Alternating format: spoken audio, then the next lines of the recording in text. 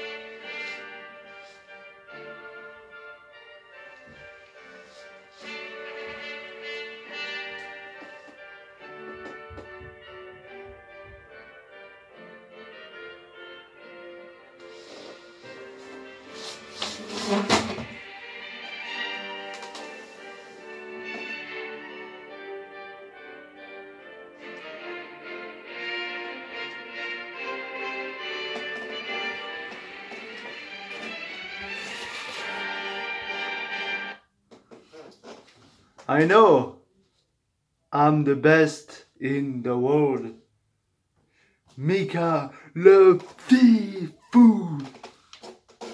Et bonjour à tous et à toutes, c'est Mika le Fifou, votre roi, le meilleur au monde tout simplement. Une petite intro, se pète, etc. Donc voilà. Donc j'avais prévu de faire d'abord faire la vidéo review de Wrestling 35 qui devait sortir mardi. Au final, j'ai fait une annonce comme quoi j'allais faire un live ce soir, sauf que ça marche pas. Je sais pas, je peux plus faire un live. Avant ça marchait, maintenant ça marche plus. Des nouvelles conditions, voilà. Nouvelle éligibilité ou je sais pas quoi. Bref. On va faire une vidéo, tant pis. On va faire. Alors, comme j'ai dit, donc vous savez que ça coupe au bout de 30 minutes, donc je vais aller assez vite. Il y aura peut-être deux parties, je ne sais pas, mais voilà. Donc je vais résumer Wrestling 35. Dire ce que j'en ai pensé et on va parler du Raw et du SmackDown après WrestleMania. Qu'est-ce que j'en ai pensé également, quel retour j'aurais aimé avoir qui n'a pas eu lieu lors des Raw et SmackDown, qu'est-ce qui s'est passé, etc. On va tout faire, voilà. Donc désolé si j'avais dit que je voulais faire que je faisais un live, au final c'est pas ma faute, le truc il veut pas, écoutez. Donc voilà. Donc, WrestleMania 35, on va faire la review. Je vais vous dire ce que j'en ai pensé de chaque match.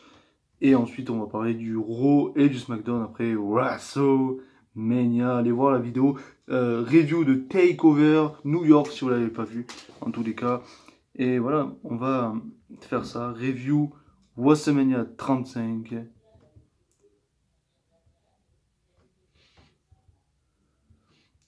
J'ai pas préparé la carte par contre, parce que voilà, j'essaie de régler ce problème que je pouvais pas faire un live, mais j'ai pas pu, donc voilà. Voilà. Quand on tape le review à CN35, on tombe sur on tombe tout simplement sur la vidéo de Beast. Donc voilà, French Wrestling Beast. Donc voilà. Donc résultat de WWE Wrestling 35. Donc on va pas perdre plus de temps. Donc oui, encore une fois, désolé si j'ai pas pu faire un live. Voilà, je suis désolé. Surtout j'ai dit annonce live. J'ai même pas vérifié si mon live marchait. J'étais à 100% sûr. Ça marchait avant, ça marchait. Donc bon, tant pis. Vidéo. Donc on va parler de Wrestling 35, donc le kick-off, donc je vais pas parler de ce qui s'est passé, voilà, exactement, je vais juste dire les matchs qu'il y a eu, donc on a commencé par le Buddy Murphy Tony Nese, il me semblait pas bon. On a commencé, ah si c'est bon, je me rappelle maintenant. Donc il y avait pas beaucoup de monde déjà qui est arrivé, enfin un petit peu tout de même. Mais ouais, il n'y avait pas tout le monde, donc les Cruiserweight ils pourraient les mettre dans la carte principale. Le reste des matchs qu'il y avait, la Women's Battle Royale, putain, les Battle Royale, voilà, dans le kick-off si vous voulez, mais Cruiserweight Championship quoi, quand même. Donc Buddy Murphy, pardon, Tony Nese. Donc à la fin du combat, Murphy fait son Murphy Low et couvre Nese, mais Nese met le pied sur une corde. Murphy se relève. Non, Murphy le relève, pardon. Mais Nese le repousse et enchaîne avec une German suplex contre le coin. Nese enchaîne également ensuite avec son running knee dans le coin pour le compte de 3. Et nous avons un nouveau Cruiserweight Champion, Tony Nese. Je suis très content pour lui. J'adore Tony Nese, donc je suis vraiment content pour lui. Je pensais que Buddy Murphy allait conserver. Je me suis dit, j'adore Tony Nese, mais je pense pas qu'il va gagner. Mais en fait, il a gagné. Il y a beaucoup eu de changements de titre également à WrestleMania.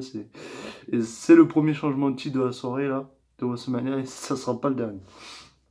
Pour notre plus grand plaisir en général, parce que tous les changements de titre qu'il y a eu, c'était pour nous faire plaisir. Étrangement d'ailleurs, étrangement. Donc ensuite, on a eu la Women's Battle Royale. Asuka qui a perdu son titre de SmackDown et qui est dans la Battle Royale. Carmella, Naomi, Lana, Mandy Rose, Sonya Deville, Nikki Cross, Dana Brooke, Ruby Riott, Liv Morgan, Sarah Logan, Mickie James, Zelina Vega, Maria Kanellis, Kairi Sane, Candice LeRae et Ember Moon. Donc à la fin du combat, il reste Deville, Asuka et Logan sur le ring. Asuka se débarrasse de Deville avec un coup de pied. Logan en profite pour éjecter Asuka.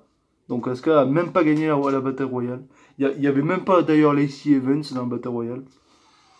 Va chercher à comprendre. Et par contre, est-ce qu'elle était à WrestleMania 35 quand même? Non, elle avait carrément pas fait de segment. C'était, on en parlera quand on parlera des reviews de Raw, enfin, qu'on résumera Raw et SmackDown. Là, elle était là. Ensuite, Logan croit avoir gagné, mais il restait finalement Carmella en bas du ring. Carmella remonte sur ce dernier et tente de sortir Logan, mais Logan réussit à rester sur le tablier. Logan la frappe, mais Carmella lui envoie un coup de pied qui lui fait définitivement lâcher prise et Carmella a gagné la Women's Battle Royale. Incroyable. Ensuite, les championnats par équipe de Raw sont défendus. Donc, The Revival, Scott Dawson et Dash Wilder. Ah oui, c'est vrai qu'il avait vu Beast dans sa vidéo. Et Dash Wilder. Dash Wilder. Ryder, c'est pour Zack Ryder. D'accord. Donc, contre les Major Brothers, Zack Ryder, Zack Wilder. Sérieusement, catch news. Et Kurt Hawkins. Oui, Kurt Hawkins qui a la plus grande série de défaites au monde, qui fait équipe avec son vieux pote Zack Ryder. Il essaie de gagner les titres et chaque semaine il n'y arrive pas. Et il donne une opportunité finalement au WrestleMania contre les champions. À la fin du combat, les Revival contrôlent le combat. Dawson relève Hawkins pour lui faire une prise, mais Hawkins se surprend avec un petit paquet et il gagne. La série de défaites est terminée pour Kurt Hawkins. Alléluia. Incroyable. Fantastique. Randersang. J'ai fait l'accent québécois là. Randersang. Voilà. Donc, nouveau champion. Encore une fois. Nouveau champion. Ensuite, on a eu Andre the Giant Memorial Battle Royale, la Battle Royale d'André the Giant. Donc, il y a trop de participants. Il y avait bien évidemment Braun Strowman, les animateurs du Saturday Night Live, Michael Che et Colin Just. Andrade pour le coup, Tyler Sony, Tyler Breeze, Jinder Mahal, Noah Rosé, et j'en passe. Ici Free, voilà, Jeff Hardy, Matt Hardy, plein de monde. À la fin du combat, il reste Strowman et les Hardy Boys sur le ring. Les Hardys se mettent à deux pour éjecter Strowman. Les animateurs du Saturday Night Live, Michael Che et Colin Jost, qui étaient cachés sur le ring. Oui, au début, ils se sont mis sur le ring directement. Ils sortent du ring et aident les Hardy. Mais Strowman réussit finalement à repousser tout le monde et balance les Hardy en dehors du ring. Jost prend le micro et dit qu'on peut toujours trouver une solution à l'amiable. Tout ne doit pas nécessairement se terminer dans la violence. Si. il a donc fait venir son thérapeute. Il a tenté de discuter avec Strowman pour calmer ses crises de colère. Le thérapeute parle à Strowman, mais Strowman lui décoche un coup et lui fait, lui fait un chokeslam, pardon. Michael Che tente de s'enfuir, mais Strowman le rattrape et l'élimine avec une bombe droite. Joss surprend Strowman avec un big boot et tente de le sortir du ring, mais Strowman le repousse. Strowman balance Joss sur les catcheurs qui est en bas du ring pour l'éliminer, et le gagnant de la Battle Royale, Braun Strowman. Ensuite, la carte principale. Voilà, parce que... Qu'est-ce que j'avais pensé vite fait du kick-off? C'est un kick-off, tout simplement. D'habitude, je regarde pas, ou très rarement, les kick-off lors des pay-per-view. Mais là, c'était WrestleMania, il y a le Cruiserweight Championship match qui était, donc j'ai regardé. Donc ensuite, donc avant qu'il y ait n'importe quel match, on a commencé avec un segment bien évidemment, comme chaque WrestleMania, de Yolanda Adams qui nous chante America.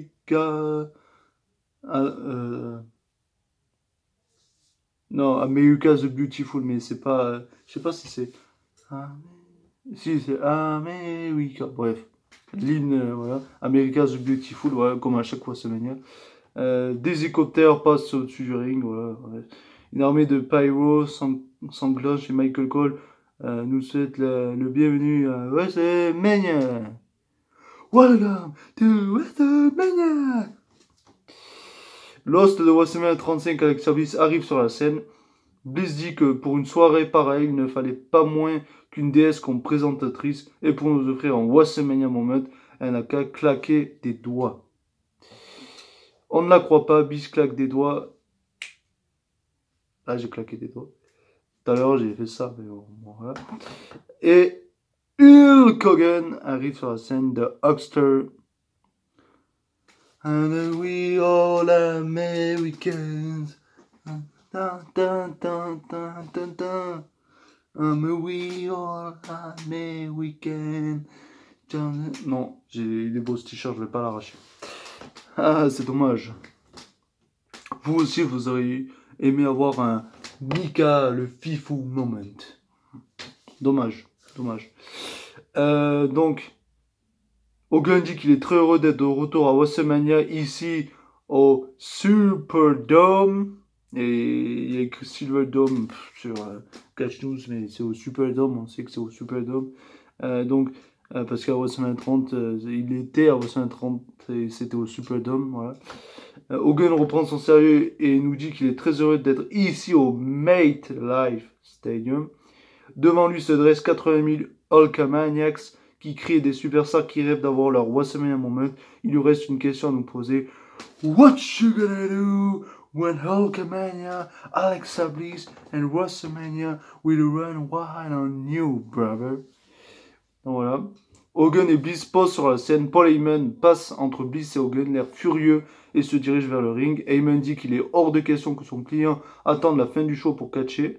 Parce qu'il n'est pas content qu'ils ne soient pas dans le main event, bref. Lesnar attend son jet pour Las Vegas, un endroit où il est apprécié à sa juste valeur.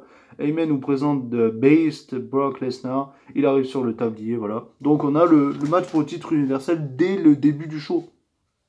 Dès le début de WrestleMania. Ça, pour être une surprise, c'était une surprise, en tout cas. Parce qu'on sait que le main event, c'est le main event des femmes. Donc on ne savait pas si le match pour le titre universel et le titre WWE allait être à côté. Et il nous a mis le match pour le titre universel dès le début. Voilà. Et ça colle hyper bien avec la gimmick de Brock Lesnar. Le mec s'en bat les couilles, il fait ce qu'il veut. Voilà. Donc voilà.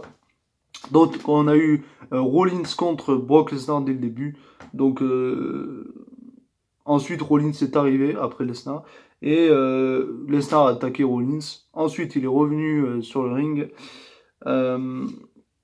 Rollins repousse Lesnar en plein sur l'arbitre. Rollins en profite, du coup l'arbitre était sonné un petit peu. Il a fait un low blow, Rollins. Il enchaîne, on va y arriver, avec un curb stomp. Il en fait un deuxième, puis un troisième. Il fait le tomber, 1, 2, 3.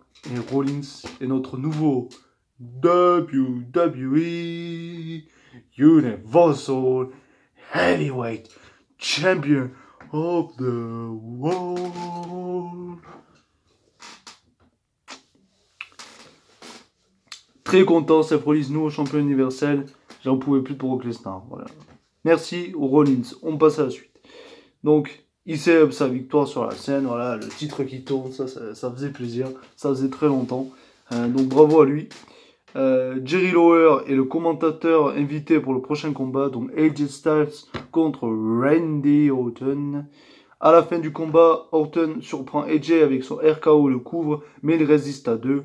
Orton fait monter AJ sur le coin pour son Super KO, mais AJ le repousse en bas du ring. AJ se lance en Phenomenal Forearm. AJ le ramène ensuite sur le ring et lui fait un autre Phenomenal Forearm pour le compte de 3. AJ Styles est notre, notre nouveau champion, bref, peu importe. Il y a eu beaucoup de changements de titre, je sais, mais faut pas mettre des champions quand il n'y en avait pas. Donc AJ Styles, est notre gagnant du match. Il en avait plus besoin que Randy Orton pour moi. Randy Orton n'avait pas forcément besoin de cette victoire. Ah si, Lacey Evans c'était bien à WrestleMania, il me semblait bien, j'étais pas sûr. Mais elle a rien fait, elle est juste venue comme d'habitude, voilà, comme ça, saluer la foule et se recasser. C'est le lendemain qu'on l'a vu là, dans un... Pas comme d'habitude, dans un moment, cette fois-ci. Donc ensuite on a eu le match pour les titres par équipe de SmackDown. Donc un Fatal 4-Way. Les Usos défendaient leur titre contre The Bar. Shinsuke Nakamura et Rusev contre Aleister Black et Ricochet. Je pensais qu'ils allaient faire gagner les titres à Aleister Black et Ricochet. Surtout que ces deux-là avaient perdu à TakeOver. Ils avaient dit leur adieu, etc. à NXT. Parce qu'ils vont rester dans le roster principal. Donc je me suis dit, ils vont gagner. Et en fait, même pas, les Usos conservent les titres. À la fin du combat, les catcheurs enchaînent les finishers. Les Usos font un double frog splash sur Sheamus pour le compte de 3. Donc voilà. Surpris que Aleister Black et Ricochet gagne pas. Bon, pas plus mal que les Usos ont conservé au final. Voilà. Assez bon match. Donc c'était pas mal. Ensuite, on présente une vidéo sur la cérémonie du WWE Hall of Fame hier soir. Les légendes du WWE Hall of Fame ensuite sont sur la scène pour saluer la foule. On présente une vidéo, donc voilà, les Hall of Famers, vite fait pour les dire, Brutus Beefcake là, avec son espèce de sécateur, enfin gros ciseau là. Lui, il était dans le Hall of Fame. Bien évidemment, D-Generation X, DX, qui était dans le Hall of Fame. Après, je sais plus. Bon, après, voilà. Donc, voilà, tous les Hall of Famers nous ont salué. Voilà, ils étaient contents. Voilà. Ensuite, on a eu le match entre Shane McMahon et le Miz dans un Falls Count Anywhere match. Et c'est peut-être le meilleur match que j'ai aimé de WrestleMania. Et déjà, le Falls Count Anywhere, j'aime bien. Enfin, j'adore carrément. Et ce spot final, mais Miz fait une souplex à Shane du haut de la plateforme qui était en haut de l'arène. Et les deux hommes passent à travers une caisse en bois. Par chance, Shane était par-dessus le Miz et l'arbitre fait le compte de 3. Shane a gagné. Mais ce spot final avec la superplex, c'était pas mal. Franchement, je me suis dit, putain, les mecs sont tarés. Donc, c'était peut-être mon meilleur match. Donc oui, aussi pendant donc oui, au début, donc là, l'intro que j'ai fait, c'était, j'ai fait une Shane McMahon. Voilà, il demandait à Greg Hamilton, l'annonceur, de lui dire, de le présenter, voilà, plusieurs fois, the best in the world, Shane McMahon. Voilà. Et pendant le match, bien évidemment, Shane a titillé le Miz en s'amusant avec le père du Miz. Le père du Miz est carrément venu sur le ring se battre. Voilà. C'était taré. J'ai adoré ce match. C'était peut-être mon préféré. Ou mon deuxième préféré. Vous connaîtrez mon premier. Donc ensuite, on a eu vite fait, il nous a présenté une vidéo sur Money in the Bank qui aura lieu le 19 mai. Donc assez intrigué par ce match, surtout ce qui s'est passé le lendemain à Raw. Parce que je pense qu'on aura le match. J'en parlerai après. Paige est la commentatrice invitée pour le prochain combat. Donc le WWE Women's Tag Team Championship Match, donc le Fatal 4-Way, les titres par équipe féminin. Donc Boss and Egg Connection, Sasha Banks et Bayley contre Nia Jax et Tamina, contre les Iconics, contre Divas of Doom, donc Natalya et Beth Phoenix. À la fin du combat, Beth Phoenix fait son glam slam sur Bayley en haut du coin. Mais Kay prend discrètement le tag dans le dos de Beth. Kay repousse Phoenix en bas du ring et fait le tomber sur Bayley pour le compte de 3. The Iconics are the new WWE Women's Tag Team Champion of the World. Donc j'étais content pour elle. Elle le mérite. Voilà. Elle mérite. Ça faisait un moment qu'elle tournait un petit peu, voilà, puis qu'elles étaient arrivées au main roster, voilà. Elles ont quelque chose, bravo à elles. Bravo à elles. Bon, elles sont insupportables, mais bon. Elles méritent tout de même. Et ensuite, on a eu... Je parlais tout à l'heure de le Fast Count Anywhere qui était mon meilleur match, ou mon deuxième. Celui-là fait partie des deux que j'ai adoré. Donc, Kofi Kingston et Daniel Bryan. Quel match! Donc, Kofi Kingston était accompagné de Xavier Woods et Biggie du New Day. Donc, Daniel Bryan accompagné de Eric Rowan. Donc, dommage, Kofi Kingston n'est pas venu avec la musique SOS comme j'avais fait lors de ma vidéo pronostic de WrestleMania. Dommage. Mais bon. À la fin du combat, Kofi fait son SOS sur Bryan, mais il résiste. Bryan enchaîne avec le bel hook, Kofi résiste, voilà. Ensuite, Kofi se lance pour son Trouble in Paradise, mais Bryan l'évite et lui fait son running knee. Mais Kofi se dégage. Incroyable. Bryan frappe Kofi et enchaîne avec son bel hook. Kofi résiste et frappe Bryan pour briser la soumission. Kofi porte des coups de pied au visage de Daniel Bryan comme Daniel Bryan fait à ses adversaires d'habitude, et se prépare pour son finisher. Et le Trouble in Paradise dans la gueule de Daniel Bryan. 1, 2, 3. J'étais hyper content. Et j'étais ému, j'ai chialé. Je savais, j'ai chialé, putain. J'étais tellement heureux pour lui. Et putain. 11 ans. Et il le mérite. J'ai chialé. Et je crois que j'ai jamais chialé pour un catcheur. Et j'étais vraiment content pour lui. Allez, on se lève tous, ces gens là. On se lève tous, je m'en fous. On se lève tous et on applaudit pour Kofi Kingston. Kofi, Kofi, Kofi, Kofi, Kofi. Kofi Kingston. Kofi Kingston. Kofi, Kofi, Kingston. Kofi, Kofi, Kingston. Oh Kofi Kingston, tu fais le malin, mais je vais venir te clasher. Je vais prendre ton titre WWE. Moi, je suis le fifou, je suis un taré, je te viens de te prendre ton titre. Et non. Voilà. Donc Kofi Kingston, nouveau champion. J'étais vraiment ému pour lui. Et il mérite. J'ai chialé, je crois que j'ai jamais fait pour un catcheur. Et il mérite. Après le combat, Woods et Biggie se débarrassent de la ceinture de champion de la planète, la ceinture en bois, là, de Daniel Bryan, et donnent l'ancienne ceinture de la WWE avec Kofi.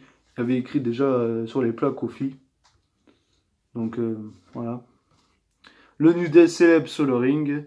Donc Kofi Kingston, il avait ses enfants, enfin. Et putain, je sais pas s'il avait montré la femme de Kofi Kingston à WrestleMania, ils ont montré ses enfants, je sais pas s'ils ont montré sa femme, mais ils l'ont montré à Raw le lendemain. La meuf de Kofi Kingston, j'étais choqué.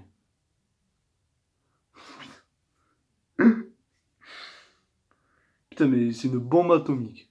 Franchement. Et il a vraiment la chance d'avoir. Sacré vénard, Kofi Kingston. Sacré vénard, espèce de... Magnifique, sa femme, hein, Kofi Kingston. Voilà. Il a la chance. Donc, ensuite, aller en coulisses avec Sabis, marche et croise les animateurs du Saturday Night Live. Chez le médecin, Michael Che dit que c'est de la faute de Colin, tout ça. Bliss leur dit de pas s'inquiéter, ils sont les prochains à voir le médecin. Scott Hall et Kevin Nash de NWO arrivent et disent qu'ils vont s'occuper d'eux. Les pauvres mecs. Donc, Booker T sera le commentateur invité pour le prochain combat. Donc, le match pour le titre des États-Unis, Rey Mysterio, Samoa Joe. Donc jusqu'à là, à peu près, le match était, le show était bien. Bon, je parle pas vraiment du kick-off, mais de la carte principale, le début était bien. Nouveau champion universel, la iconique, voilà. C'était assez bien. Le match pour les titres par équipe de SmackDown, c'était assez bien. Kofi champion, là. Rey Mysterio, Samoa Joe, le match a duré 46 secondes. 46 secondes. Ben oui, c'est ça de faire 16 matchs. T'es obligé de sur un ou deux matchs de faire un rush comme ça. T'es obligé. Ben oui. Alors ok, c'est Samoa Joe, le mec il crédible, enfin, de détruire Rey Mysterio, mais Rey Mysterio quoi. Enfin bon, je pensais qu'ils allaient faire gagner Rey Mysterio, mais pas plus mal que Samoa Joe conserve. Et vu que ça faisait un moment que Rey Mysterio, enfin, c'est son premier WrestleMania depuis un moment, donc je pensais qu'ils allaient lui donner la victoire. Mais non. Et Samoa Joe, ok, je veux bien qu'il conserve le titre, mais 46 secondes. Le combat vient de commencer, Samoa Joe applique son coquina clutch sur Ray. Ray tombe son nez, l'arbitre le combat. Avant, il a voulu tenter un 6-1, il a fait un 6-1-9. Il a voulu faire le splash, mais enfin, bref, après Samoa Joe l'a pris dans son coquina clutch et Mysterio a abandonné. Donc, où il n'a pas abandonné, enfin, il tombait dans les pommes, pardon. Puis, et voilà. Donc voilà, tout simplement. Ça m'a un peu fait chier que le match dure 46 secondes, mais bon. T'es obligé, il y a 16 matchs, t'es obligé de faire un rush comme ça, sur certains matchs. Donc voilà. Ensuite, on a le Drew McIntyre et Roman Reigns. Donc, assez bon match, mais un peu déçu quand même de ce match. À la fin du combat, McIntyre lance Reigns dans les cordes, mais Reigns lui fait son Superman Punch. Reigns enchaîne avec son Spear pour le compte de 3. Personne n'est surpris. Tout le monde a dit que Reigns allait gagner, bien évidemment. Il gagne. Le mec revient de la leucémie. Voilà, enfin, bref. Obligé qu'il gagne. Voilà. Ensuite, le présentateur annonce Elias. On retrouve Elias en coulisses qui joue de la batterie, puis du piano. On retrouve finalement Elias sur un ring avec sa guitare. Elias se demande si on a déjà vu un groupe plus beau que ça, parce qu'il n'y avait que lui en fait. Il montrait ses potes, mais en fait c'était lui-même. Elias dit que ce soir on va voir quelque chose de très très spécial, quelque chose qui n'a jamais été fait. Elias dit qu'il va chanter avec les 3 Elias, lui et les 2 sur le Titantron. Les 3 Elias commencent à jouer un morceau. Elias remercie les 2 autres Elias et demande au public s'il veut marcher avec lui. Voilà, bref, il continue son speech. Elias commence à jouer, mais une vidéo le coupe sur le Titantron. C'est une vidéo d'une partie de baseball en noir et blanc entre New York et Chicago. Non, on s'est dit, qu'est-ce qui se passe hein? Et ensuite, Thugonomics, World Life.